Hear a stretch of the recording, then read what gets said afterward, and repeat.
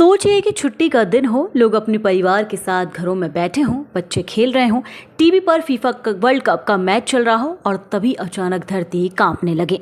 कुछ ही सेकंड में ऊंची ऊंची इमारतें मलबे में बदल जाएं, सड़कें फट जाएं और हर तरफ सिर्फ चीख पुकार सुनाई दे। दक्षिण अमेरिकी देश वेनेजुएला में इस वक्त कुछ ऐसा ही भयावह मंजर देखने को मिल रहा है। 24 जून 2026 को वेनेजुएला में लगातार 2 भीषण भूकंप आए जिन्होंने पूरे देश को हिलाकर रख दिया। विशेषज्ञों के मुताबिक 39 सेकंड के अंतराल पर 7.2 और 7.5 तीव्रता के 2 शक्तिशाली झटके महसूस किए गए। इन भूकंपों ने देखते ही देखते कई शहरों को तबाही के मंजर में बदल दिया। अब तक 235 लोगों की मौत की पुष्टि हो चुकी है, जबकि 4300 से ज्यादा लोग घायल हैं।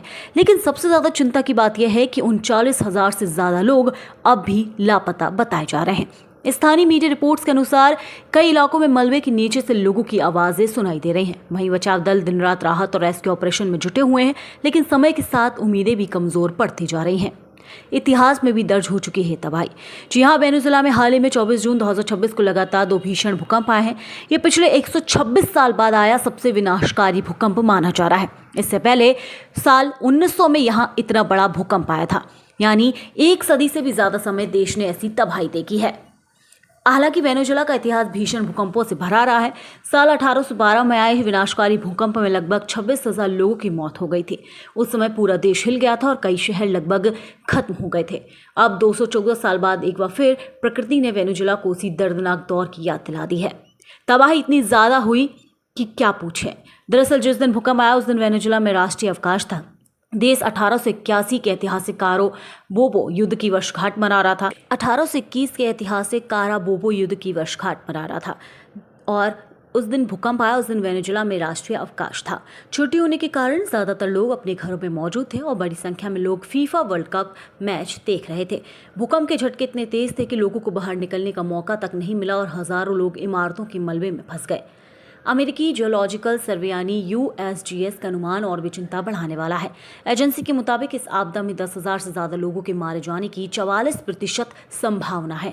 वहीं 1 लाख लोगों की मौत होने की आशंका करीब 30% बताई गई है। अगर ये अनुमान सही साबित होते हैं तो ये लैटिन अमेरिका के इतिहास की सबसे बड़ी प्राकृतिक आपदाओं में से एक बन सकती है। ये भूकंप सिर्फ लोगों की जान ही नहीं ले रहा, बल्कि वेनेजुएला की अर्थव्यवस्था को भी गहरा नुकसान पहुंचा रहा है। प्रारंभिक आकलन के अनुसार ये आपदा से देश को करीब 9.5 लाख करोड़ रुपए का आर्थिक नुकसान हो सकता है।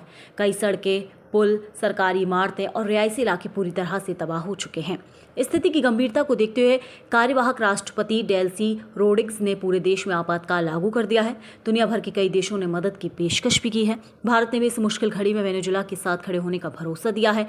प्रधानमंत्री नरेंद्र मोदी ने डेल्सी रोड्रिग्स से बात कर हर संभव सहायता देने की पेशकश की है। मलबे के नीचे दबी हजारों जिंदगियां अभी भी बचाव दल का इंतजार कर रही हैं। हर गुजरता घंटा उम्मीद और निराशा के बीच की लड़ाई और कठिन बना रहा है। दुनिया की निगाहें अब वेनेजुएला पर टिकी हैं। सवाल सिर्फ इतना है कि क्या हजारों लोगों को समय रहते बचाया जा सकेगा या आपदा आने वाले दिनों में और भी भयावह रूप ले लेगी। फिलहाल वेनेजुएला में जिंदगी और मौत के बीच जंग जारी है और पूरी दुनिया वहां से आने वाली हर खबर पर नजर। देश में चल रही हर बड़ी आपदा या फिर और भी बड़ी न्यूज़ से आप लोगों को अपडेट कराते रहेंगे। हमारे चैनल को सब्सक्राइब करना ना भूलिए। लाइक करिए, शेयर कीजिए, अपने दोस्तों के साथ भी साझा कीजिए, अपने परिवारों के साथ भी साझा कीजिए और साथ ही आप इन लोगों की मदद के लिए क्या कुछ कर सकते हैं कमेंट में ज़रूर बताएं। दुआएं कीजिए और हमारे चैनल को सब्सक्राइब करना ना भूलिए।